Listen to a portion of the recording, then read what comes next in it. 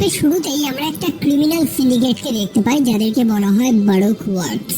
তো এই দলেরই কিছু এজেন্ট শেলস্টাউন নামক একটি স্থানে মেরিনসদের একটা আউটপোস্টে আক্রমণ চালিয়েছে। এদের মধ্যে কিছু সুপার ন্যাচারাল পাওয়ার রয়েছে, কারণ এরা প্রত্যেকেই ডেভিল ফ্রুট খেয়েছে। ইয়েস, এই গল্পে এরকম বহু মানুষদের আমরা দেখবো যাদের মধ্যে বিভিন্ন ধরনের সুপার ন্যাচারাল অ্যাবিলিটিস রয়েছে, যেগুলো এসেছে সেই ডেভিল ফ্রুট থেকে। সো তিনজন এজেন্ট সেখানে আক্রমণ করেছে। একটা হচ্ছে মিস্টার ফাইভ, মিস ভ্যালেন্টাইন এবং মিস অল সানডে। এবং তাদের পাওয়ারের কাছে সেই সৈন্যরা একদমই টিকতে পারে না। আমরা দেখতে পাই যে কমান্ডার রিপার তার এতগুলো সৈন্য নিয়েও একটা মিনিটও টিকতে পারে না মিস অল সানডের কাছে। যাই হোক, একজন সৈন্যকে তারা মারেনি, যার নাম হচ্ছে উকারি। তার থেকে কিছু ইনফরমেশন তারা নেয়। সেখানে সেই এজেন্টগুলোরই এক ফর্মার মেম্বার যে মারা গিয়েছে, তার মৃতদেহটা সেখানে ছিল, অর্থাৎ মিস্টার সেভেন। এবং কে তাকে মেরেছে? তাকে মেরেছে রোরোনোয়া জোরো, যেটা আমরা প্রথম সিজনেই দেখেছি। তবে সেই রোরোনোয়া জোরো সে এখন কোথায়? সে এবং তাদের ক্যাপ্টেন বেরিয়ে পড়েছে ওয়ান পিসের খোঁজে। তারপর আমরা গল্পের হিরোদের দেখতে পাই, অর্থাৎ জোরো, উসপ, নামি, সানজি এবং তাদের সবার ক্যাপ্টেন মাঙ্কি ডি লুফি। তারা তো চলেছে গ্র্যান্ড লাইনের উদ্দেশ্যে, এবং সেই স্থানে যাওয়ার আগে তাদের বেশ কিছু রেশন জোগাড় তো করে নিতে হবে। অন্যদিকে জোরো, তারও তলোয়ার লাগবে, কারণ প্রথম সিজনে দেখেছিলাম যে তার দুটো তলোয়ার ভেঙে গিয়েছে। সেই কারণেই পার্শ্ববর্তী কোনো একটা আইল্যান্ডে তাদের তো দাঁড়াতেই হবে। যাই হোক, সামনেই একটা জায়গা রয়েছে যেটার নাম হচ্ছে লগ টাউন, এবং এই স্থানে সেই বিখ্যাত পাইরেটস গোল্ড রজারকে এক্সিকিউট করা হয়েছিল। এবং তাকে যে স্থানে এক্সিকিউট করা হয়েছিল সেই স্থানটা একটা টুরিস্ট স্পট, তো সেখানে তো তারা অবশ্যই যাবে। তবে তাদের একটু মুখ লুকিয়ে চলতে হবে, কারণ আমাদের মাঙ্কি ডি লুফির উপরে প্রচুর টাকার বাউন্টি রয়েছে। কিন্তু অন্যদিকে আমরা ফ্ল্যাশব্যাকেরও কিছু সিন দেখতে পাই। সেই বিখ্যাত পাইরেট কিং অর্থাৎ গোল্ড রজার, যার সাথে জেনারেল গার্ড কিছু কথা বলছিল। গোল্ড রজার তো মারা গিয়েছে, যেটা প্রথম সিজনের প্রথম সিনেই আমরা দেখেছিলাম। তবে সেই জেনারেল গার্ডকে একটা বড় দায়িত্ব দিয়ে গিয়েছিল। গোল্ড রজার জানে তার কি হবে, তাকে মৃত্যুদণ্ড দেওয়া হবে, কিন্তু সে চায় না তার মতন এরকম অন্ধকার একটা ভবিষ্যৎ তার নিজের ছেলে ফেস করুক। সেই কারণে সে জেনারেল গার্ডের উপর দায়িত্ব দেয় তার ছেলের দেখাশোনা করতে। তবে কে তার ছেলে, এটা এখনো সিক্রেট রয়েছে। অন্যদিকে আমাদের মাঙ্কি ডি লুফি বা তাদের গ্রুপ, যাদেরকে স্ট্র হ্যাট পাইরেটস বলা হয়, তারা চলে এসেছে এই লকডাউনে। প্রত্যেকেই সেখানে আলাদা হয়ে যায় এবং সন্ধ্যেবেলায় এখানেই তারা মিট করবে। তবে লুকিয়ে লুকিয়ে তাদের উপর যেন কেউ একজন নজর রাখছিল। অন্যদিকে সেই স্থানেই এন্ট্রি মেরেছে একজন বিখ্যাত মেরিন, ক্যাপ্টেন স্মোকার, এবং সে একটা পাইরেটকেও ধরেছে যার নাম হচ্ছে কোজে, যে হচ্ছে ইয়েস পাইরেটস এর একজন মেম্বার। সো সেই লকডাউনে একজন রুকি গ্যাংস্টার ছিল, বার্টলোমিউ। রুকি বলতে তার তেমন কোনো এক্সপিরিয়েন্স নেই, চুরি ছামারিও ঠিক মতন করতে পারে না। নামির পকেট মারতে গিয়ে সে তো নামির হাতে ধরা পড়ে যায় এবং নামির পাল্টা তার পকেটটা মেরে দেয়। অন্যদিকে উসপ চলে যায় তার ছোটবেলার এক বন্ধু কায়ার উদ্দেশ্যে কিছু বার্তা পাঠানোর জন্য। এখন বার্তা পাঠানো বা ফোনে কথা বলার জন্য সেখানে মানুষরা এক টাইপের শামুক ইউজ করে, যেটাকে ডেনডেন মুশি বলা হয়। এগুলো হচ্ছে এক টাইপের টেলিপ্যাথিক শামুক, যেগুলোর মাধ্যমে মানুষেরা একে অপরের সাথে কমিউনিকেট করে, মানে টেলিফোনের কাজটাই করে এরা। অন্যদিকে জোরোর সাথে তাশিকি নামক একটা মেয়ের সাক্ষাৎ হয়েছে। সেই মেয়েটা আবার তলোয়ার এক্সপার্ট, মানে কোন তলোয়ার কোথা থেকে এসেছে তার কমপ্লিট হিস্ট্রি তার জানা রয়েছে। এই তো জোরো তো সেখানে গিয়েছিল তার নতুন তলোয়ার কেনার জন্য।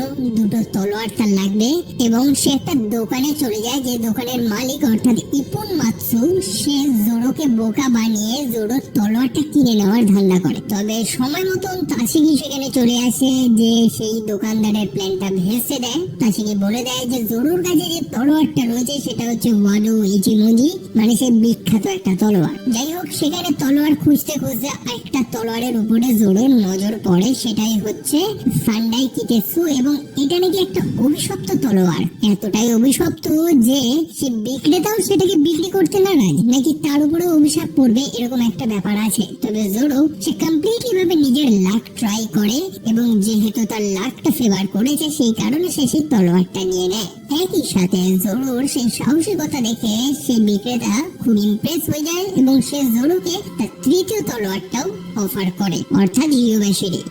অন্যদিকে সেই রুকি গ্যাংস্টার বার্টলোমিউ সে তো নাবিককে ঠকাতে পারেনি, সেই কারণে সে পরের টার্গেট বেছে নিয়েছে এই স্ট্র হ্যাটদের ক্যাপ্টেন মঙ্কি ডি লুফিকে। মঙ্কি ডি লুফি সেই এক্সিকিউশন প্ল্যাটফর্মটা দেখতে চায় যেখানে গোল্ড রজারকে হত্যা করা হয়েছিল। তবে সেখানে আরেকটা সারপ্রাইজ লুফির জন্য অপেক্ষা করছিল, সেটা হচ্ছে লুফির পুরনো শত্রু বাগি দ্য ক্লাউন। বাগি তো প্রচন্ড ক্ষেপে রয়েছে লুফির উপরে, যেমনটা প্রথম সিজনে আমরা দেখেছিলাম। তবে এবার বাগি একা না, সে সাথে অনেক লোকজনকেও এনেছে, যাদের মধ্যে একজন রয়েছে পাইরেট কুইন আলভিরা, যার জাহাজটাকে লুফি সম্পূর্ণ ধ্বংস করে দিয়েছিল প্রথম সিজনে।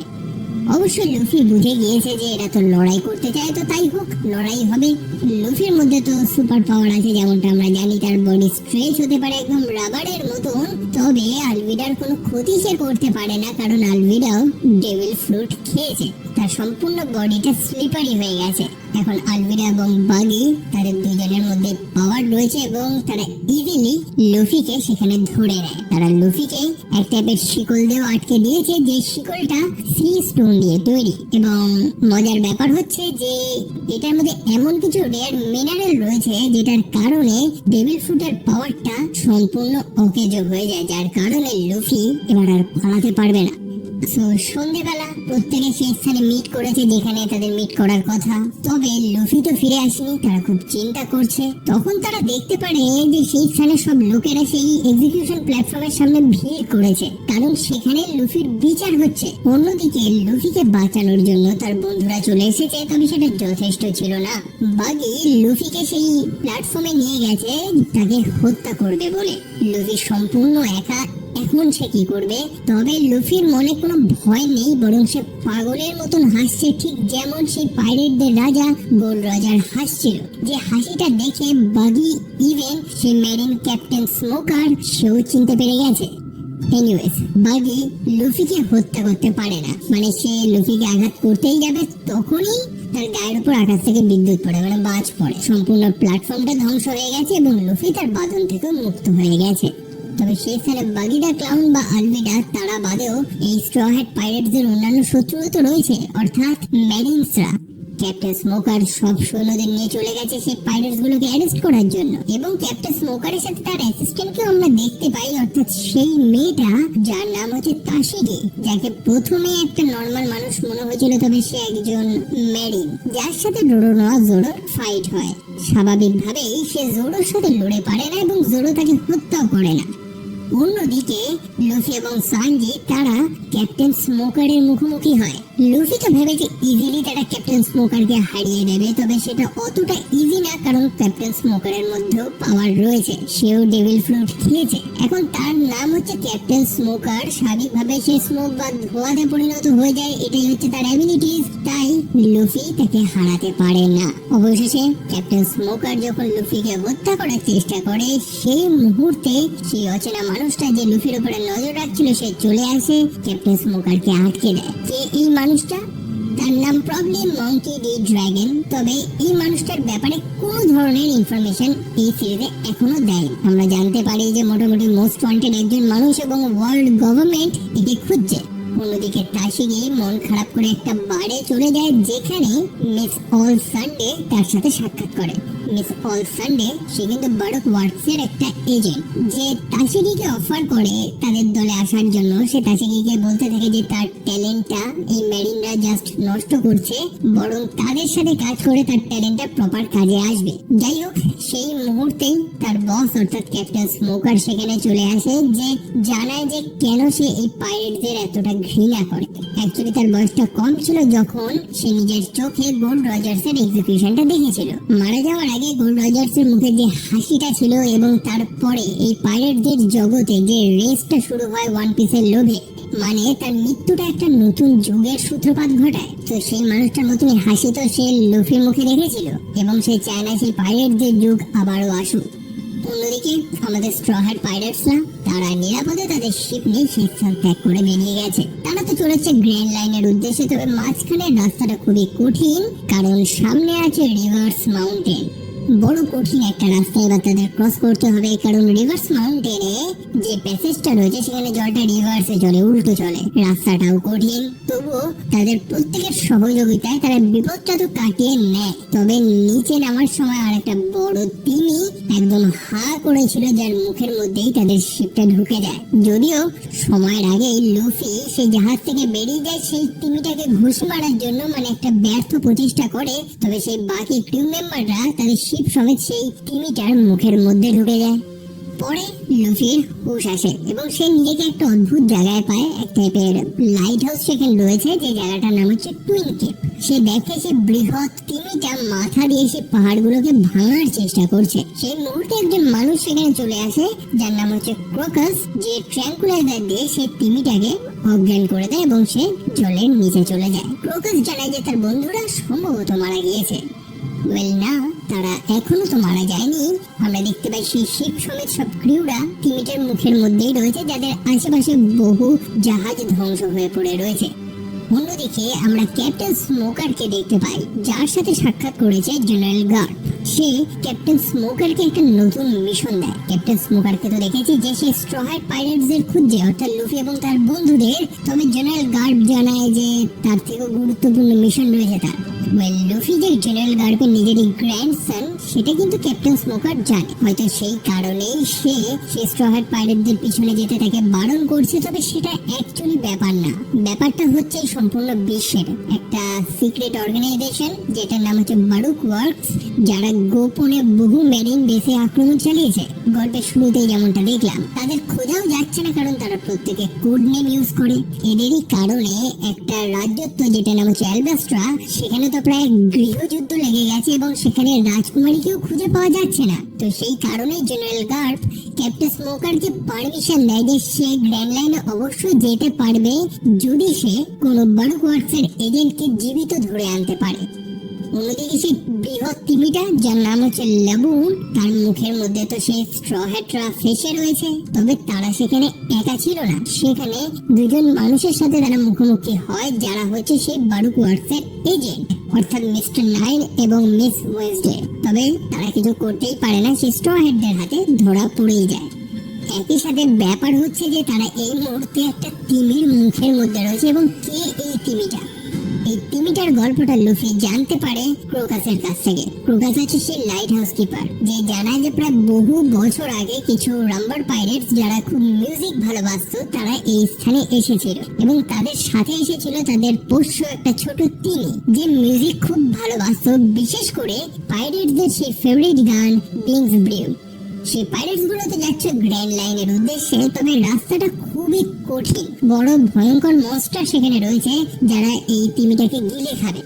এখন সেই পাইরেট ক্যাপ্টেন অর্থাৎ ক্যালিসো ইয়োরকি সে খুবই চিন্তায় পড়ে গেছে যে তাদের এই প্রিয় পোষ্যটাকে নিয়ে তারা করবে কি। সেই কারণে তাদেরই এক মেম্বার অর্থাৎ ব্রুক সেই তিমিটাকে অর্থাৎ লাবুকে প্রমিস করে যে তারা খুব শীঘ্রই ফিরে আসবে, ততক্ষণ যাতে সে একটা ভালো প্রাণীর মতন এখানে থাকে। তবে দুঃখের ব্যাপার হচ্ছে সেই পাইরেটসটা কোনোদিনই ফিরে আসেনি এবং তাদের অপেক্ষা করতে করতে সেই তিমিটা হাল ছাড়ে এবং নিজেই সেই রেড লাইন ভেঙে অর্থাৎ সম্পূর্ণ পাহাড় ভেঙে তার পুরনো সঙ্গীদের কাছে যাওয়ার চেষ্টা করে। সে মনে করে যে পাহাড়টা ভেঙে দিলে সে হয়তো রাস্তাটা ক্লিয়ার করতে পারবে এবং ইজিলি যেতে পারবে। সেই কারণে সে মাথা দিয়ে বারবার এই পাহাড়ে ধাক্কা মারছে।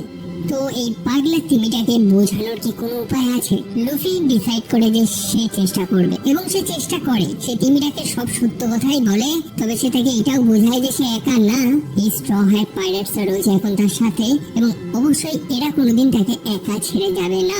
লুফি তাকে সেই গানটাই শোনায় যে গানটা লেবুং শুনতে খুব পছন্দ করত এবং অবশেষে সে লুফির কথায় কনভিন্স হয়ে যায় এবং তার বন্ধুরা সেখান থেকে বেরোনোর একটা সুযোগ পেয়ে যায়।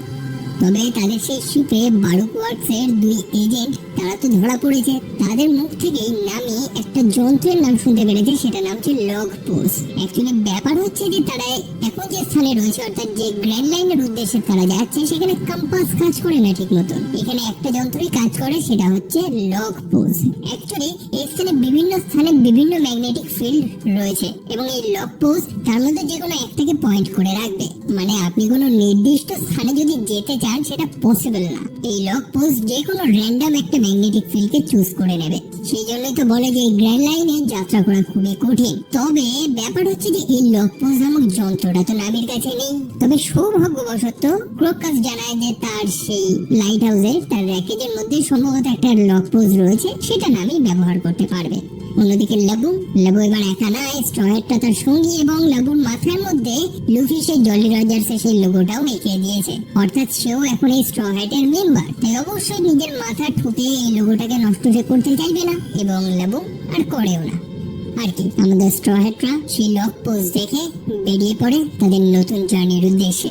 বাই দ্য ওয়ে, মনে আছে তো জোরোর সাথে মিহকের একটা ফাইট হয়েছিল যেখানে জোরো চূড়ান্ত ভাবে ব্যর্থ হয়েছিল। সে তো প্রতিজ্ঞায় নিয়ে নিয়েছে যে একদিন সে মিহককে হারাবেই, আর যার কারণেই তো মাঝে মাঝেই সে মিহককে স্বপ্নে দেখছে। যাই হোক, সেই শিপে দুজন মানুষকে তো তারা আটকে রেখেছে, অর্থাৎ মিস্টার নাইন এবং মিস ওয়েসডে। আমাদের ক্যাপ্টেন লুফি মিস ওয়েসডের সাথে কথা বলে এবং তার মনে হয় যে মিস ওয়েসডে, যাকে সবাই ভিলেন বা খারাপ মনে করছে, সে হয়তো খারাপ না। সেই কারণেই তো তাকে মুক্ত করে দেওয়ার সিদ্ধান্ত নেয়।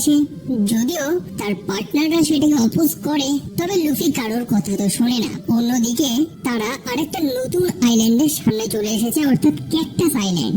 নতুন একটা জায়গা, নতুন একটা অ্যাডভেঞ্চার, যেটা ভেবেই তারা আনন্দ করছে। আর ওই সুযোগেই মিস ওয়েসডে এবং মিস্টার নাইন তারা সেই বোট থেকে ঝাঁপ মেরে পালিয়ে গেছে। যাই হোক, আমাদের স্ট্র হ্যাট পাইরেটসরা সেই আইল্যান্ডের একটা টাউনে গিয়ে পৌঁছায়, যেটার নাম হচ্ছে হুইস্কি পিক। এই মুহূর্তে তারা যে নেভিগেশনের যন্ত্রটা ব্যবহার করছে, অর্থাৎ লক পোজ, সেটা রিসেট হতে মোটামুটি একটা দিন লাগে। তো সেই কারণে তারা ডিসাইড করে যে বাকি সময়টা তারা এই স্থানেই কাটাবে, যদিও আশেপাশের লোকেদের একটু বেশি ফ্রেন্ডলি মনে হচ্ছে। যাই হোক, সেই টাউনের মেয়রের সাথে তাদের সাক্ষাৎ হয়, যার নাম হচ্ছে ইগরাম। খুবই ফ্রেন্ডলি একটা মানুষ। ইভেন সে এই স্ট্র হ্যাট পাইরেটদের জানায় যে এখানকার মানুষেরা নাকি পাইরেটদের খুব ভালোবাসে। ইভেন গতকাল রাতেও টিউলিপ পাইরেটসরা এখানে এসেছিল, যারা এই স্থানটাকে যথেষ্ট এনজয় করেছে। ইগ্রিম লুফি এবং তাদের বন্ধুদের ইনভাইট করে আজকে ডিনারে। তবে তাদের তো কোনো ধারণাই ছিল না যে এই সম্পূর্ণ টাউন তাদের জন্যই একটা বড় ফাঁদ পেতে রেখেছে। এই তো উসপ এবং সানজি দুটো মেয়ের ভালোবাসায় পড়ে যায়, অর্থাৎ মিষ্টি এবং লাভ তাদের সাথে চলে যায় প্রাইভেট মোমেন্ট কাটানোর জন্য। অন্যদিকে আমাদের ক্যাপ্টেন লুফি গোগ্রাসে গিলে যাচ্ছে সেখানে, আর তখনই সেখানের মেয়র ইগরাম সেখানে চলে আসে, যার আসল পরিচয়টা আমরা জানতে পারি। সে হচ্ছে মিস্টার 8, অর্থাৎ সেই বারুক সোয়ার্টসের এজেন্ট। সে একা না, তার সাথে মিস ওয়েসডেও রয়েছে, যে সে শিপ থেকে পালিয়েছিল। তো তারা এক টাইপের মায়াবী মিউজিক বাজায়, যেটার কারণে লুফি সেখানে অজ্ঞান হয়ে যায়। অন্যদিকে নামি যে আশপাশটা ঘুরতে ঘুরতে একটা পরিত্যক্ত সাইটে গিয়ে পৌঁছায়, যেখানে দেখতে পাই যে একজন মানুষ বেশ কিছু পাইরেটসদের মৃতদেহকে কবর দিচ্ছে, এবং সেই পাইরেটস গুলোই হচ্ছে টিউলিপ পাইরেটস, যারা গতকাল রাতে এখানে এসেছিল। নামি এবং জোরো পরে রিয়েলাইজ করে যে এখানকার মানুষেরা অ্যাকচুয়ালি পাইরেটসদের ভালোবাসে না, বরং পাইরেটসদের হত্যা করে। যাই হোক, জোরোকে এখন লড়তে হবে। মিস্টার নাইন সেখানে চলে এসেছে, যে এর আগেও জোরোকে বহুবার চ্যালেঞ্জ করেছে। সে সেই স্থানে সব লোকেদের বলে দেয় যে যে জোরোকে হত্যা করতে পারবে তার পদোন্নতি হবে। পদোন্নতি বলতে সেখানে উপস্থিত ম্যাক্সিমাম লোকই বারুক সোয়ার্টসের এজেন্ট। তবে জোরোকে হারানো অত সহজ না। যেমনটা বললাম, সে এখন জাস্ট নিজের জন্য লড়ছে না, বরং মিহককে হারাবে বলে সে লড়ছে। তার কাছে এই লড়াইগুলো এখন প্র্যাকটিস। তো সেখানে প্রায় 100 জনের মতো লোক রয়েছে, এবং জোরো খুব ইজিলি সেই 100 জনের সাথেই লড়াই করে। অন্যদিকে লুফির হুশ এসেছে এবং সে শুনতে পেয়েছে যে সেই মেয়র বা মিস্টার 8 এবং মিস ওয়েসডে তারা লুফির সেই প্রিয় জাহাজ, অর্থাৎ গোয়িং মেরি, সেটাকে চুরি করে নিয়ে পালানোর ধান্দা করছে। আর লুফি এটা কখনোই হতে দিতে পারে না, সেই কারণেই তাদেরকে আটকানোর চেষ্টা করছে সে। তবে সেই মুহূর্তে সেই বারুক ওয়ার্কসের আরো দুটো এজেন্ট সেখানে চলে আসে, মিস্টার 5 এবং মিস ভ্যালেন্টাইন। তারা এখানে লুফি এবং তার বন্ধুদের ধরার জন্য আসেনি, বরং তারা এখানে এসেছে মিস ওয়েসডে এবং ইগরামকে ধরার জন্য। মিস ওয়েসডে কোনো খারাপ মানুষ না, সে তার পরিচয়টা গোপন করে রেখেছে। মিস ওয়েসডে জানায় যে সে এবং ইগরাম ছদ্মবেশে এই বারুক ওয়ার্কসের সিক্রেট গুলো জানার চেষ্টা করছিল, সেই কারণে সে বারুক ওয়ার্কসে জয়েন করেছিল। সে একজন রাজকুমারী আসলে, যাকে ইগরাম বাঁচানোর চেষ্টা করছে। তবে এখন আর হাতে সময় নেই। মিস্টার 5 যে যথেষ্ট পাওয়ারফুল, নাক ফুটে সেটাকে বোমের মতন ছুড়ে মারেছে। অন্যদিকে মিস ভ্যালেন্টাইন যে ইচ্ছে মতো নিজের ওজন কমাতে এবং বাড়াতে পারে। ইয়েস, তারাও ডেভিল ফ্রুট খেয়েছে। সো এরকম দুটো পাওয়ারফুল মানুষের হাত থেকে তারা কিভাবে বেঁচে পালাবে সেই কারণেই গ্রাম ডিসাইড করে যে সে নিজের বলিদান দেবে যাতে প্রিন্সেস পালাতে পারে। সে লুফির থেকেও সাহায্য চায় যাতে লুফি প্রিন্সেসকে পালাতে হেল্প করে এবং লুফি রাজি হয়ে যায়। অবশেষে গ্রাম অনেক প্রচেষ্টা করে নিজের বলিদান দেয়, সে সেই সুযোগে প্রিন্সেস এবং বাকি মানুষেরা সেখান থেকে পালায়। পরের দিন সকালবেলা মিস্টার 5 এবং মিস ভ্যালেন্টাইন মিস্টার 9 এর সাথে সাক্ষাৎ করে। মিস্টার 9 তো ব্যর্থ হয়েছে, যেটা শাস্তি তো তাকে পেতে হবে, অবশ্যই সে তো মারা যাবে। তবে মিস্টার 5 এবং মিস ভ্যালেন্টাইন তারাও তো ব্যর্থ হয়েছে। তারা এখানে এসেছিল প্রিন্সেসকে কিডন্যাপ করার জন্য, তবে সেটা তারা পারেনি। তারা তাদের বসকে কি জবাব দেবে? তাদের বস হচ্ছে মিস্টার জিরো, যার পরিচয়টা এখনো গোপন রয়েছে, তবে সম্ভবত খুব খতরনাক একজন ডেঞ্জারাস মানুষ সে, যে ব্যর্থতা কখনোই অ্যাকসেপ্ট করবে না। যাই হোক, তারা মিস্টার 9 কে বলে তাদেরকে হেল্প করতে, সে প্রিন্সেসকে খুঁজে দিতে, তবে মিস্টার 9 তাদেরকে হেল্প করে না বলে মিস্টার 9 কে তারা হত্যা করে ফেলে। অন্যদিকে মিস ওয়েসডে, যে একজন প্রিন্সেস, সেও তার নিজের আসল পরিচয়টা সে স্ট্র হ্যাটসের বলে দেয়। সে হচ্ছে রাজকুমারী নেফেটারি ভিভি এবং তার রাজ্য অর্থাৎ অ্যালবাস্ট্রা, যেখানে একটা বড় গৃহযুদ্ধ লেগেছে এই বারুক ওয়ার্কসের কারণে। সেই কারণেই তো রাজকুমারী ছদ্মবেশ নিয়েছিল সেই বারুক ওয়ার্কসের সব সিক্রেট গুলো জানার জন্য, এবং অনেক সিক্রেট সে জানতে পেরেছে। ইভেন তাদের সবার যে বস রয়েছে অর্থাৎ মিস্টার জিরো, তার আসল পরিচয়টাও সম্ভবত সে জানতে পেরেছে, যদিও সে এখন কাউকে বলেনি। তাকে এখন নিরাপদে তার রাজ্যে যেতে হবে এবং লুফি প্রমিস করেছে যে সে রাজকুমারীকে হেল্প করবে। তবে সেই মুহূর্তে আরেকটা কাণ্ড ঘটে। সেই বারুক ওয়ার্কসের আরেকজন এজেন্ট মিস অল সানডে সেখানে চলে আসে, যে খুব পাওয়ারফুল, মানে বড় মিস্টেরিয়াস পাওয়ার তার। সে লুফি এবং তার সঙ্গীদের একটা অফার দেয়, সে তাদেরকে একটা ইটারনাল পোজ দেয়। ইটারনাল পোজ হচ্ছে আরেকটা ডিভাইস যেটা যে কোনো নির্দিষ্ট একটা লোকেশনের দিকেই পয়েন্ট করে থাকে। এই যেমন লক পোজ দেখেছিলাম, যেটা যে কোনো র্যান্ডম ম্যাগনেটিক ফিল্ডকে ক্যাচ করে এবং প্রতি 24 ঘন্টায় সেটা চেঞ্জ হয়ে যায়। তবে এই ইটারনাল পোজ এটা কখনো চেঞ্জ হয় না, এটা যে কোনো নির্দিষ্ট একটা ম্যাগনেটিক ফিল্ডকেই ক্যাচ করে রাখে, সেটা চেঞ্জ হয় না। সেই ইটারনাল পোজটা নানিমোনাই আইল্যান্ডটার দিকে পয়েন্ট করে রয়েছে, যে স্থানটা অনেক নিরাপদ। মিস অল সানডে জানায় যে তাদের সেখানে যাওয়া উচিত, তাহলে তাদের জীবনটা অন্তত বেঁচে থাকবে। এখন সে কেন হেল্প করছে সেটা আমরা জানি না, তবে লুফি তার কোনো কথা শোনে না এবং সে ইটারনাল পোজটা ভেঙে দেয়। সে জানায় যে এই জাহাজ কোথায় যাবে সে ডিসাইড করবে, অন্য কেউ না। যাই হোক, মিস অল সানডে সে তো চলে যায়। অন্যদিকে সেই জাহাজটা নিকটবর্তী আর একটা আইল্যান্ডের দিকে চলে যায়, যেটার নাম হচ্ছে লিটল গার্ডেন।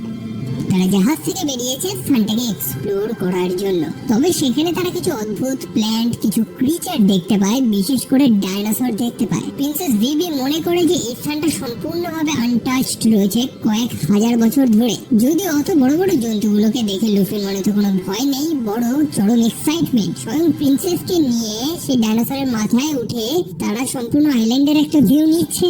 অন্যদিকে জোরো এবং সানজি তারা বেরিয়েছে শিকার করার জন্য। শিকারের খোঁজে তারা জঙ্গলের মাঝে তো চলে এসেছে, আর সেই মুহূর্তেই একটা বড় টিরেক্সের মুখোমুখি হয় তারা।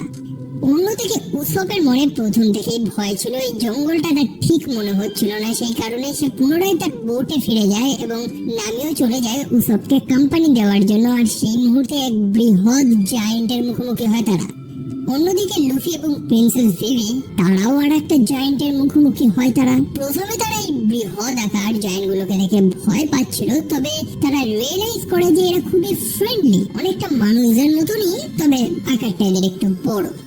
সব যে প্রথম থেকেই একটু ভীতু, সে তো ভেবেছিল জায়ান্ট গুলো হয়তো তাকে রান্না করে খেয়ে নেবে। পরে রিয়েলাইজ করে যে ব্রগি খুবই ফ্রেন্ডলি, অর্থাৎ সেই জায়ান্টটার নাম হচ্ছে ব্রগি, যে উসপের থেকে তার সাহসিকতার গল্প শুনতে যায়। উসপ জানায় যে সে নাকি একজন সাহসী যোদ্ধা, একটা বৃহৎ মূল মনস্টারকে সে হত্যা করেছিল, সেই মিথ্যে গল্পটাই সে শোনায়। অন্যদিকে আরেকটা জায়ান্ট অর্থাৎ ডোরি, সে প্রিন্সেস ভিভির গল্পটা শুনতে পারে, যে কিভাবে তার সঙ্গী অর্থাৎ এগাডাম নিজের জীবনের বলিদান দিয়েছিল প্রিন্সেসকে সেই স্থান থেকে পালাতে। সেই গ্রামের জন্য একটা ফিউনারালেরও ব্যবস্থা করে।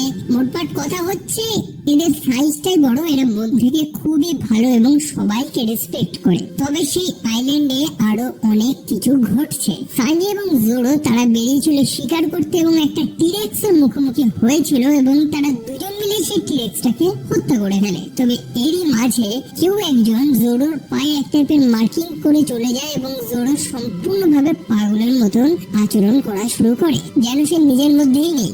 অন্যদিকে নামির সাথে সেম জিনিসটাই ঘটেছে। নামির শরীরেও কি একজন এক টাইপের মার্কিং এঁকে চলে যায় এবং নামিও অদ্ভুত টাইপের আচরণ করা শুরু করেছে। একই সাথে এই প্রিন্সেসের খোঁজ করতে করতে মিস্টার 5 এবং মিস ভ্যালেন্টাইন তারাও এখানে চলে এসেছে এবং তারা আরেকজন অফিসার এজেন্টের সাথে সাক্ষাৎ করে, অর্থাৎ মিস্টার 3, যে এই দুজনের উপর ক্ষুব্ধ কারণ তারা প্রিন্সেসকে ধরতে পারেনি। তবে মিস্টার 3 জানায় যে তাদেরকে একটা সুযোগ দেওয়া হচ্ছে। এই স্থানে দুজন জায়েন্ট রয়েছে যারা মিস্টার 3 এর প্ল্যানে ব্যাঘাত ঘটাচ্ছে। কি প্ল্যান সেটা আমরা জানি না, তবে সেই জায়েন্ট গুলোকে যদি রাস্তা থেকে তারা সরাতে পারে তাহলে সে মিস্টার 0 কে বলবে যে এই মিস ভ্যালেন্টাইন এবং মিস্টার 5 কে যাতে হত্যা না করে। যাই হোক, সেই জায়েন্টের গল্পে আসি এবার। দুটো জায়েন্ট তারা এসেছে এলবার্প নামক একটা আইল্যান্ড থেকে এবং তারা দুজনেই এলবার্পের সেরা যোদ্ধা মনে করে নিজেদেরকে। তবে এখন প্রমাণ করার সময় এসেছে। সেই মুহূর্তে সেখানে একটা আগ্নেয়গিরি একটু নড়ে চড়ে বসে এবং তারা দুজন বেরিয়ে পড়ে একে অপরের সাথে লড়াই করার জন্য। কেন লড়াই করছে তারা ভুলে গেছে। আমরা জানতে পারি বিগত 100 বছর ধরে তারা একে অপরের সাথে লড়ছে, মানে ডুয়েল করছে, এবং কেন লড়াইটা শুরু করেছিল সেটা আর তাদের মনে নেই। তবে এখন তাদের কাছে এটা একটা অভ্যাসে পরিণত হয়েছে। তারা দুজন দুজনকে রেসপেক্ট করে এবং তাদের সেই লড়াইটা শুরু করে। তবে মিস্টার 5 এবং মিস ভ্যালেন্টাইন তাদের তো মিশন আছে সেই জায়েন্ট গুলোকে রাস্তা থেকে সরানোর। তারা সেই জায়েন্ট গুলোর ড্রিঙ্কস এর মধ্যে কিছু মিশিয়ে ছিল যেটাকে ব্রগি পান করেছে এবং সেটা তার পেটে ব্লাস্ট করে ভিতর থেকে। এখন সেই সুযোগে ডোরি তো ব্রগির উপরে আক্রমণ করে। স্বাভাবিকভাবে ব্রগি হেরে যায়। ডোরি ভাবতে থাকে যে সে জিতে গেছে, 100 বছরের লড়াইয়ের সমাপ্তি হয়েছে। তবে পরে সে রিয়েলাইজ করে যে ব্রগি অসুস্থ ছিল, এটা কোনো ফেয়ার ফাইট ছিল না, সেই কারণেই মন খারাপ করে সে চলে যায়। অন্যদিকে কেউ একজন জোরো এবং নামির গায়ে এক টাইপের মার্কিং করে দিয়েছিল, যার কারণে তারা এক টাইপের অদ্ভুত রিয়াক্ট করছিল। সেম মার্কিং আমরা লুফির গায়েতেও দেখতে পারি এবং লুফিও সম্পূর্ণভাবে এক অদ্ভুত আচরণ করছে। আসলে সেখানে আরেকজন এজেন্ট উপস্থিত ছিল, অর্থাৎ মিস গোল্ডেন উইক, যে এক টাইপের রং ব্যবহার করে যেটাই মানুষকে বশে করে দেয়। অন্যদিকে একজন জায়েন্ট তো বাকি ছিল, অর্থাৎ ডোরি, যাকে মিস্টার 3 তার ওয়্যাক্স দিয়ে সম্পূর্ণ স্ট্যাচু বানিয়ে দেয়। ইয়েস, মিস্টার 3 এরও পাওয়ার রয়েছে, সে হাত দিয়ে ওয়্যাক্স মোম ছাড়তে পারে এবং সেই মোম যথেষ্ট শক্ত। আর অ্যাজ ইউজুয়াল প্রত্যেকেই পাওয়ার পেয়েছে সেই ডেভিল ফ্রুট থেকে। তবে সেই ডেভিল ফ্রুটেরও অনেক ভেরিয়েন্ট রয়েছে, সেই কারণে এক একজন এক এক রকমের অ্যাবিলিটিস পায়। তো সে প্রিন্সেস বেবি, নামি এবং জোরোকে আটকে রেখেছে সেই ওয়্যাক্সে। নামি তো মিস গোল্ডেন উইকের বসে ছিল, সেটা প্রিন্সেস বেবি জানে, সেই কারণেই তার শরীর থেকে সেই পেইন্ট ড্রপ বা যে মার্কিংটা রয়েছে সেটাকে মুছে দেয়। নামি এখন নর্মাল হয়ে গেছে। তবে জোরোটা তারা ঠিক করতে পারে না, জোরো ভাবছে যে সে নর্মালি রয়েছে। অন্যদিকে মিস্টার 3 যে সবাইকে ওয়্যাক্সে আটকে রেখেছে, তার সাথে মিস গোল্ডেন উইকও রয়েছে, যে জানিয়ে দিয়েছে যে সেই লুফিকে সে মিস্টার 3 এর হাতে তুলে দেবে না, বরং সে লুফিকে নিজের একটা খেলনা হিসাবে রাখবে। খেলনা বলতে পুতুল। সেটাই তো আমরা দেখতে পারি যে সে লুফির শরীরে বিভিন্ন কালার দিয়ে বিভিন্ন মার্কিং করছে এবং তাকে বড় অদ্ভুত ভাবে হিপনোটাইজ করে যাচ্ছে, যেখানে লুফি সবকিছুই ফিল করতে পারছে, তবে সে কোনো রিঅ্যাক্ট করতে পারছে না। তো এখন এই স্ট্র হ্যাটদের কে বাঁচাবে? মিস্টার 3 সে তো নামি, জোরো, প্রিন্সেস বেবি তাদেরকে তো ওয়্যাক্স দিয়ে সম্পূর্ণ কভার করে দেওয়ার প্ল্যান করেছে সেই বার্থডে কেকের মধ্যে। জোরোর তলোয়ারও কোনো কাজ করছে না, কারণ মিস্টার 3 এর ওয়্যাক্স এতটা শক্ত যে সেটাকে কাটা পসিবল না। অন্যদিকে লুফি সেও ফেসে রয়েছে। তবে সানজি সে এখনো ঠিক রয়েছে এবং জঙ্গলে তার বন্ধুদের খুঁজছে।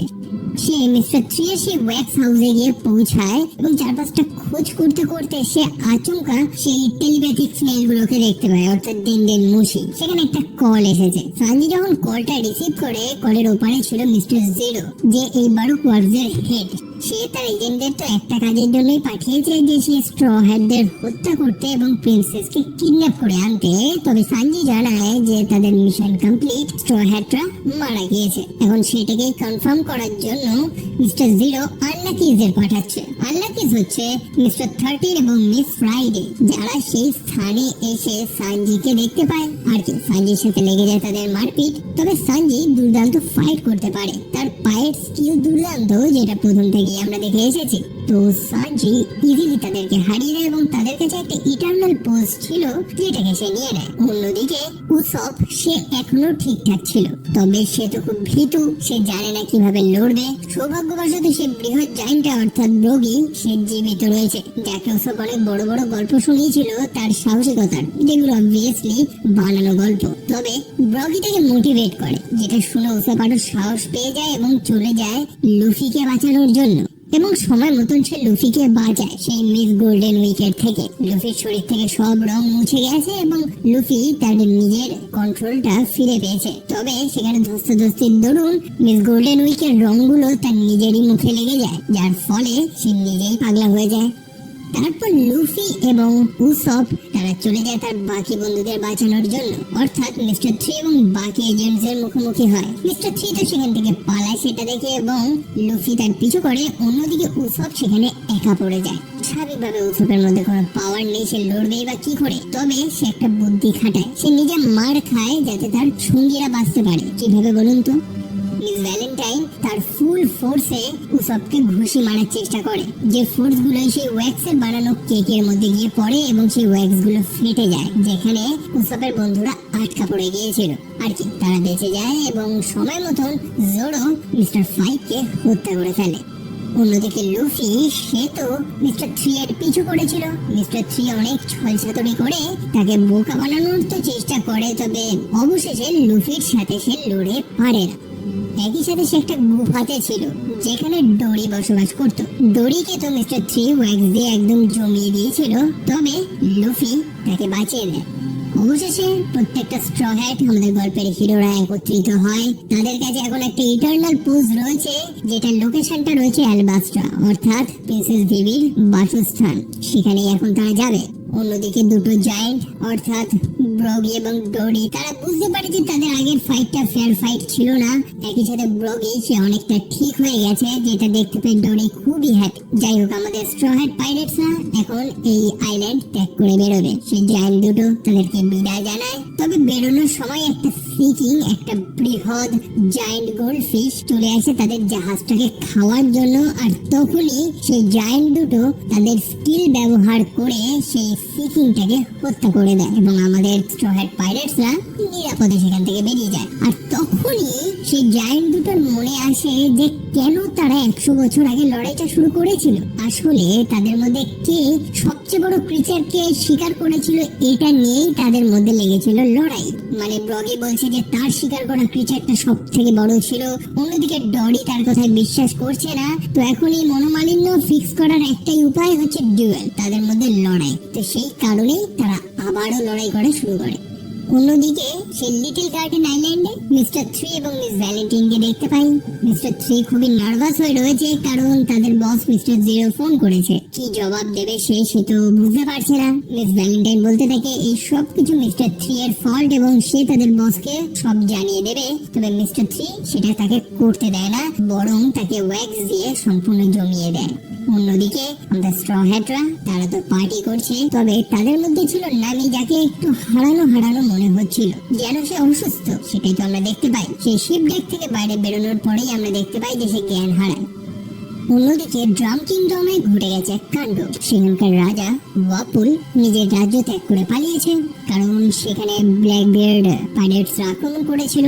তবে ওয়াপুলের সাথে সেই অ্যালাবাস্ট্রা রাজ্যের আবার খুব শত্রুতা, যেখানকার রাজকুমারী হচ্ছে ভিভি। আমরা তো শুনেছিলাম যে সেই অ্যালাবাস্ট্রা রাজ্যে একটা গৃহযুদ্ধ চলছে, যেটাকে ইন্ধন দিচ্ছে এই বারুক ওয়ার্কস নামক সংগঠনটা। তবে ইন্ধন দিতে গেলে তো টাকা পয়সা প্রয়োজন, টাকা পয়সা পাচ্ছে কোথা থেকে? ওয়েল, এই রাজা ওয়াপুল তারাই এই বারুক ওয়ার্কসের টাকা দিচ্ছে সেই অ্যালাবাস্ট্রা রাজ্যের ঝামেলাটাকে বজায় রাখার জন্য। ওয়েল, তাদের ভেতরে শত্রুতা, পলিটিক্স, এটাকে এখনো কমপ্লিটলি ভাবে এক্সপ্লেন করা হয়নি। তবে এইটুকুনি জেনে রাখুন যে এই ড্রাম কিংডমের যে রাজা ছিল যে পালিয়ে গেছে অর্থাৎ ওয়াপুল, সে হচ্ছে বদমাইশ এক হারামজাদা, যাকে বারুক ওয়ার্কসের একজন এজেন্ট মিস অল সানডে একটা গিফট দিয়েছে এবং সেটা হচ্ছে ডেভিল ফ্রুট।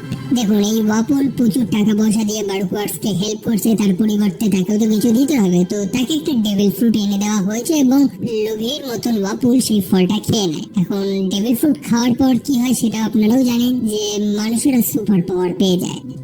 একই সাথে আমরা দেখেছিলাম যে সে স্ট্র হ্যাট পাইরেটসদের যে মেম্বার নামি, সে তো অসুস্থ, তার ইমিডিয়েট চিকিৎসা প্রয়োজন। তার যা অবস্থা কোনো ডাক্তার ছাড়া সেটা ঠিক হবে না। সৌভাগ্যবশত সামনে একটা রাজত্ব রয়েছে, সেখানে তাদেরকে থামতে হবে, সেটা হচ্ছে ড্রাম কিংডম। তবে যেমনটা বলেছিলাম, এই ড্রাম কিংডমের সাথে অ্যালবাস্টার প্রিন্সেস অর্থাৎ ভিভির সম্পর্কটা খুব একটা ভালো না, সেই কারণে ভিভি এখানে পরিচয় গোপন করেই থাকবে।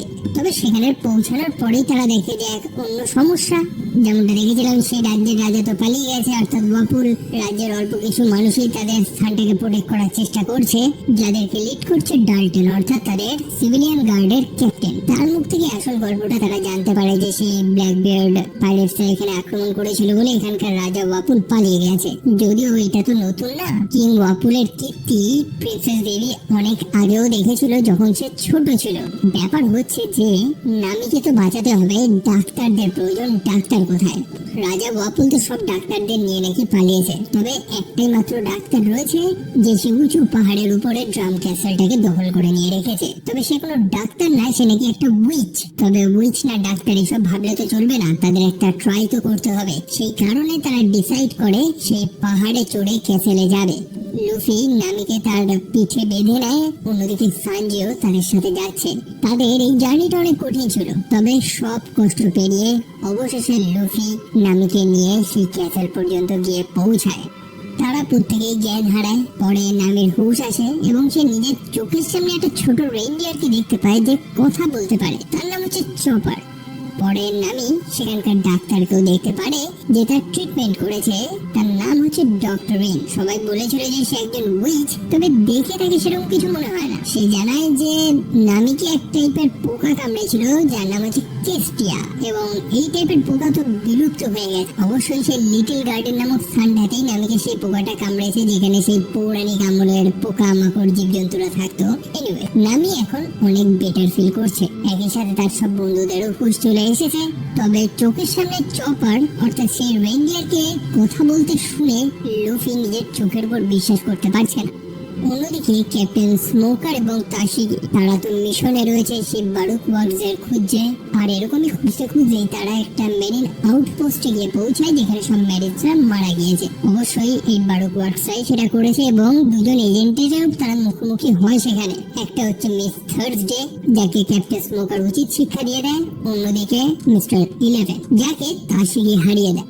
এখন তাদের থেকে জানা প্রয়োজন যে এই বারুকওয়ার্টস এখানে কি করছিল এবং তারা আসলে কি চায়। মিস্টার 11 কে তো তারা জীবিত ধরতে পেরেছে। একই সাথে এই বারুকওয়ার্টস সেই যে টেলিপ্যাথিক স্নেল গুলো রয়েছে না, সেগুলোকে ধ্বংস করে যাচ্ছে, যাতে তাদের কমিউনিকেশনের ব্যাপারে এই মেরিনসরা না জানতে পারে। তবে একটা স্নেল তখনও মোটামুটি ঠিকঠাক ছিল, যেটার থেকে ইনফরমেশন তারা বার করার চেষ্টা করছে। অন্যদিকে লুফি এবং সানজি তারা তো খুবই কিউরিয়াস যে সেই ছোট্ট কিউট প্রাণীটা আসলে কে, এবং সেই ডক্টরিন বা ডক্টর কোরিয়া সে চপারের সম্পূর্ণ গল্পটা জানায়। সময়টা বহুদিন আগে, যখন এই ড্রাম আইল্যান্ডে ডাক্তারদের ধরা হয়েছিল, যেটাকে ডক্টর হান্ট বলা হয়। অ্যাকচুয়ালি এখানে যে পাগল রাজা ওয়াপল, সে সব ডাক্তারদের ধরে তার ক্যাসেলে নিয়ে যাবে। তবে একজন ডাক্তার বা একজন ফিজিশিয়ান ডক্টর হেলুক, সে তো থামবে না, সে লুকিয়ে রয়েছে সৈন্যদের থেকে। তবে সে একা না, আর একজনও রয়েছে যে সেই সৈন্যদের থেকে লুকিয়ে রয়েছে, একটা রেইনডিয়ার। সৈন্যদের গুলিতে সে আহত হয়েছে এবং সেই ডক্টর সেই ছোট্ট প্রাণীটাকে নিয়ে তার সেবা শুশ্রূষা করে। আর এখান থেকে ডক্টর হেলুক এবং সেই ছোট্ট রেইনডিয়ারটা, যাকে সে নাম দিয়েছে টনি চপার, তার গল্পটা শুরু হয়। বাই দ্য ওয়ে, সেই রেঞ্জারটা বা চপার সে একটা সময় সে ডেভিল ফ্রুট খেয়েছিল বলেই তার আকারটা এরকম চেঞ্জ করতে পারে, সে কথা বলতে পারে। এনিওয়েজ, চলো ডাক্তারের গল্পে আসি। সে একজন ডাক্তার, বিভিন্ন ধরনের এক্সপেরিমেন্ট করে, যেগুলোর মধ্যে অধিকাংশই ব্যর্থ হয় সে। তবে সে এক টাইপের ওষুধ বানানোর চেষ্টা করছে, যেটা এই সম্পূর্ণ অসুস্থ দেশটাকেই ঠিক করে দেবে। এই সম্পূর্ণ ড্রাম আইল্যান্ডে মানুষেরা হ্যাপি না, তাদের রাজা ঠিক না। তবে এই ডাক্তার আশা ছাড়েনি, সেই কারণেই তো সে একটা পাইরেট ফ্ল্যাগ ফ্ল্যাগ তার ল্যাবের মধ্যে রেখে দিয়েছে। তার মতে সেই ফ্ল্যাগটা হচ্ছে ফ্রিডমের সিম্বল, স্বাধীনতা। এবং তারই কথাগুলো শুনে কিন্তু চপার অনেক ইন্সপায়ার হতো এবং সেই ফ্ল্যাগটাই সে বর্তমানেও রেখে দিয়েছে। লুফি যখন সেই ফ্ল্যাগটা ধরার চেষ্টা করে চপার কিন্তু রেগে যায়, কারণ তার কাছে এই ফ্ল্যাগটার গুরুত্ব অনেকটা বেশি, কারণ সে ডক্টর হেরলুককে ভালোবাসত। তবে এখন সময় হয়ে গেছে, চপার এখন সুস্থ, ডক্টর হেরলুক তাকে যথেষ্ট হেল্প করেছে, এখন তাকে তার রাস্তা খুঁজে নিতে হবে। এবং এটা বলে সে চপারকে বলে চলে যেতে। তবে সেই ছোট্ট প্রাণীটা যার নিজের কোনো পরিবার নেই, যাওয়ার কোনো জায়গা নেই, সে কি বা করবে? সে দুঃখে ভেঙে পড়ে কান্নাকাটি করে, কিন্তু সেই ডক্টর তাকে জোর করে তাড়িয়ে দেয়। তবে তার কাছেও কারণ রয়েছে, সে একটা আমরণ রোগে ভুগে এবং সে চায় না চপার তার নিজের চোখে সেই ডাক্তারের মৃত্যুটা দেখুক। পরে সেই ডক্টর কোরেয়ার সাথে সাক্ষাৎ করে। সেও লুকিয়ে লুকিয়ে বসবাস করছে এবং তার থেকে সাহায্য চাইছে, কারণ সে বেশি দিন বাঁচবে না এবং সে চায় না তার এত বছরের রিসার্চটা ব্যর্থ হয়ে যাক। মানে সেই রিসার্চটা যাতে ডক্টর কোরেয়া কমপ্লিট করে, তবে সে এইসবে ইন্টারেস্টেড না। হাতে নেই সময়, সেই কারণেই ডক্টর হেরলুক আরো বেশি বেশি কাজ করা শুরু করে এবং অবশেষে সে ফলাফল পায়। সে এত বছর ধরে যে জিনিসটার খোঁজ করছিল, সেই চেরি ব্লসম, সেটা সে আবিষ্কার করে নিয়েছে। তবে সেই মুহূর্তে দরজায় চলে আসে চপার। সে চরম ঘায়েল, কারণ সে ভ্যালি অফ ডেথ থেকে ঘুরে এসেছে। এই ডাক্তারের মুখেই সে এক টাইপের মাশরুমের কথা শুনেছিল, যেটা নাকি সব রোগ ঠিক করে দিতে পারবে। সেই কারণে চপার একা একা চলে গিয়েছে সেই মাশরুম আনতে এবং সে এনেছে। পরে সেই ডাক্তার বেশ কিছু বোমা নিয়ে চলে যাচ্ছে সে রাজা ওয়াপুলের সেই প্যালেসে, এবং সে চপারকে এটাও বলে যায় যে সে একদিন একটা ভালো ডাক্তার হয়ে দেখাবে। তবে তারপরেরই মুহূর্তে ডক্টর কোরেয়া সেখানে চলে আসে, যে যখন জানতে পারে যে ডক্টর হেরলুক সেই পয়জনাস মাশরুম খেয়েছে, তখনই সে চপারকে বকাঝকা করতে থাকে। চপার তো খুবই হ্যাপি যে তার ডাক্তার এখন ঠিক হয়ে যাবে, তবে সেটা একটা বিষাক্ত মাশরুম, যেটা খাওয়ার পরেই 1 ঘন্টার মধ্যেই মানুষ মারা যায়। তাহলে সেই ডাক্তার চপারকে মিথ্যে কথা কেন বললো? চপার অবশ্যই নিজের জীবনের বাজি লড়ে একটা মাশরুম তো এনেছে, তবে সেই ডক্টর চপারকে আপসেট করতে চায়নি, তাকে ডিসঅ্যাপয়েন্ট ফিল করাতে চায়নি। সেই কারণেই সে চপারকে সত্য কথাটা বলেনি এবং সেই মাশরুমটা খেয়ে নিয়েছে, যাতে চপার হ্যাপি ফিল করে, এবং চপার সেটাই তো করছিল। একই সাথে সেই ডাক্তার তো জেনে গিয়েছিল যে সে মারা যাবে, এবং সে সেই রাজার প্যালেসেও যাচ্ছে আক্রমণ করার জন্য, যেখানেও সম্ভবত সে মারা যাবে। তাই এই মাশরুমের স্যুপটা খেলেও তার কিছু যায় তো আসে না, বরং চপার হ্যাপি হবে। তবে চপার যখন সেই সত্যটা জানতে পারে, সে কান্নায় ভেঙে পড়ে। ডক্টরিন তাকে জানায় যে এমন কোনো ওষুধ নেই, যার কারণেই তো ডাক্তারের প্রয়োজন, মানুষদের চিকিৎসা করার জন্য ডাক্তারদের প্রয়োজন। কোনো মিরাকেল কখনো ঘটে না, এইসবের জন্য প্র্যাকটিস প্রয়োজন। আর এইসব ইভেন্ট ঘটার পরেই কিন্তু চপারের মনে ডাক্তার হওয়ার এই যে ভূতটা চেপেছিল। যাই হোক, ডক্টর হেরলুক চলে যায় সেই ক্যাসেলে এবং কিং ওয়াপুলের মুখোমুখি হয়। সেইটা ছিল মানুষদের সুস্থ করতে, সব ডাক্তারদের সুস্থ করতে। যেমনটা জানি যে এই রাজা সব ডাক্তারদের নিজের ক্যাসেলেই আটকে রেখেছে, কারণ সে মনোপলি চাইছিল। তার এই রাজ্যের অর্থাৎ ড্রাম কিংডমের সব থেকে বড় ক্ষমতা হচ্ছে এই স্থানের মেডিকেল কেয়ার। তো এটাকে যদি সে কন্ট্রোল করতে পারে তো ক্ষমতা তারই হাতে। তবে এই পলিটিক্স, এই কারাপশনটাকে এই ডাক্তার একটা রোগ মনে করে এবং সে জানে যে এই রোগটাকে কিভাবে ফিক্স করতে হবে। ডক্টর হেরলুক তখন একটা দুর্দান্ত কথা বলে যে একটা মানুষ কখন মারা যায়, যখন তার বুকে গুলি লাগে, বা যখন তার শরীরে কোনো আমরণ রোগ থাকে, বা যখন সে কোনো বিষাক্ত মাশরুমের স্যুপ খায়। কখন মারা যায় সে? একটা মানুষ তখনই মারা যায় যখন তাকে সবাই ভুলে যায়। এবং এই সিনটা দেখে আমার সেই কোকো নামক সেই অ্যানিমেটেড সিনেমাটার কথা মাথায় আসে। ডক্টর জানায় যে হয়তো আমি মারা যাব, তবে আমার কাজ সবাই মনে রাখবে। সেখানে সে রাজার বডিগার্ড ছিল ডাল্টন, যে সেই ডাক্তারকে জিজ্ঞেস করে যে এটা কি সত্যি, এই রাজ্যটাকে কি ঠিক করা সম্ভব? ডাক্তার জানায় যে হ্যাঁ সম্ভব। তারপরেই সে তার নিজের বলিদান দেয় তার কাছে থাকা সেই এক্সপ্লোসিভ গুলো দিয়ে।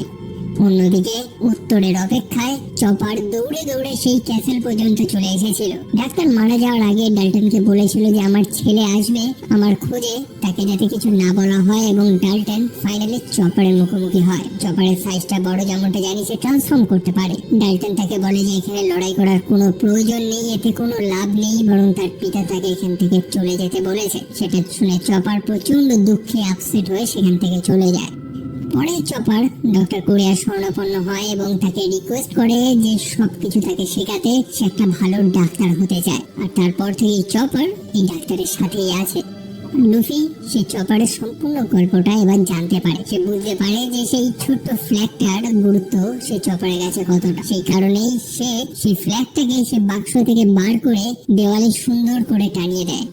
অন্যদিকে ডাল্টন সে জঙ্গলে কিছু অ্যাক্টিভিটি লক্ষ্য করেছে এবং সেটা গিয়েই দেখে যে রাজা ওয়াপুল সব ফাঁদ পেতে বসে আছে। সে আসছে নিজের সিংহাসনটাকে রিক্লেম করার জন্য, কারণ তার মধ্যে এখন পাওয়ার চলে এসেছে এবং তার পাওয়ারটা বড় অদ্ভুত। And by the way, Dalton সে ওর কোনো নর্মাল সৈন্য না, তার মধ্যেও পাওয়ার রয়েছে। মানে এই সম্পূর্ণ সিজনে আমরা একগুচ্ছ সুপার হিরো দেখতে পারি যারা বেসিক্যালি ডেভিল ফ্রুট খেয়েছে।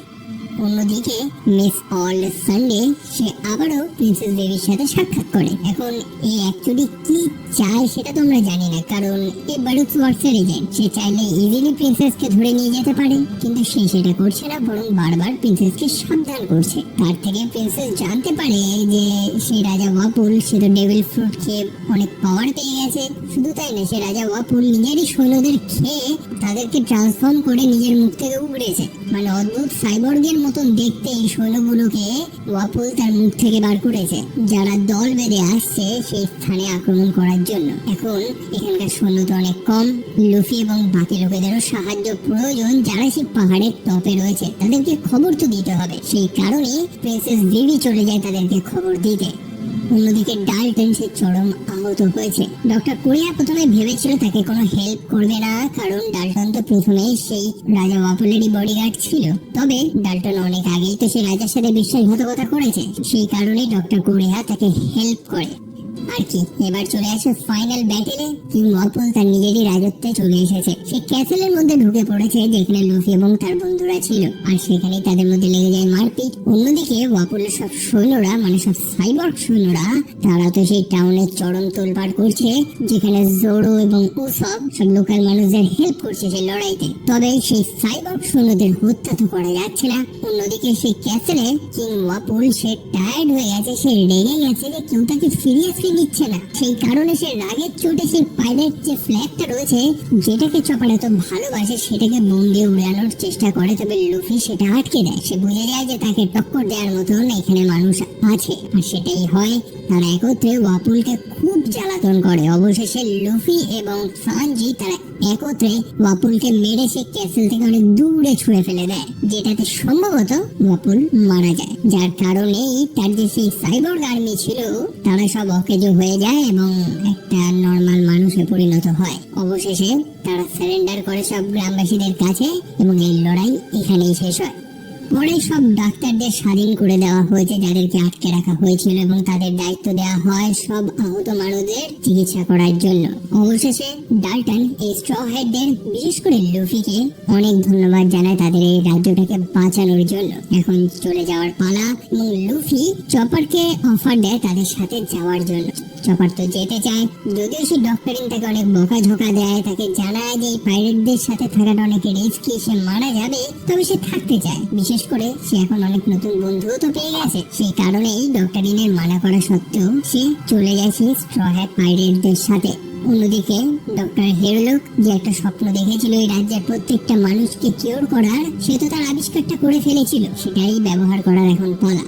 ডক্টরিন তখন তার বানানো ওষুধটা ক্যাননের সাহায্যে আকাশে ফায়ার করে এবং আকাশ থেকে চেরি ব্লসম পড়তে থাকে। যে জিনিসটা দেখে প্রত্যেকে অবাক হয়ে যায়, প্রত্যেকের মুখে হাসি ফুটে ওঠে যে এই বরফে জমে থাকা রাজ্যটার মধ্যেও মানুষের চেরি ব্লসমটাকে ফিল করতে পারছে। এটা জাস্ট নর্মাল কিছু না, বরং এটা মানুষের মধ্যে একটা হোপ, একটা আশা জাগাবে। যেটা দেখে চপার আবারও কান্নায় ভেঙে পড়ে যে তার পিতা, তার মাস্টার, তার দেখা সেই স্বপ্নটা ফাইনালি পূরণ হয়েছে।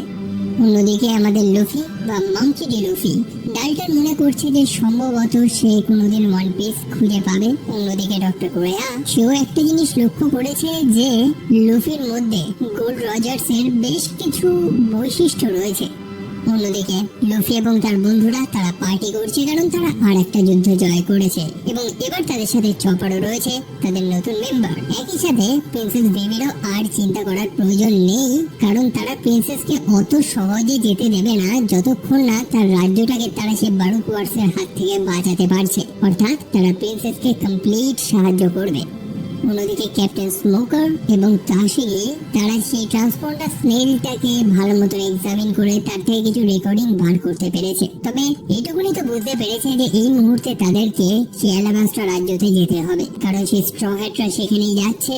অন্যদিকে এই বারুক ওয়ার্কসরা তাদেরও খুব ইন্টারেস্ট সেই রাজ্যটাকে নিয়ে। তবে কেন একই সাথে বারুক ওয়ার্কস নামক এই সংগঠনটাকে চালাচ্ছে মিস্টার জিরো, কি আসলে? অন্যদিকে আমরা মিস অল সানডেকে দেখতে পাই যে ফাইনালি মিস্টার জিরোর সাথে সাক্ষাৎ করে এবং তার নাম হচ্ছে স্যার ক্রোকোডাইল, যার সাথে মিস অল সানডে তার মতের কিছু অমিল রয়েছে। তবে কি ইস্যু সেটা এখনো জানা যায়নি। তবে এইটুকুনি তো জানতে পেরেছি যে সেই স্যার ক্রোকোডাইল সে অ্যালবাস্টার রাজ্যটার ধ্বংস চায় এবং সেও সেই ওয়ান পিসটাকে খুঁজছে, যেটার অনেক কাছে এসে চলে এসেছে। তবে সে আননোন ফিগারটা, সে অচেনা মানুষটা যে লুফিকে একদা বাঁচিয়েছিল এবং যার নাম কয়েকবার এসেছে এই সিরিজে, অর্থাৎ মঙ্কি দি ড্রাগন, সে আসলেই বাকি এবং তার ভূমিকাটাই বাকি, যেটা আমরা জানবো এই ওয়ান পিসের তৃতীয় সিজনে।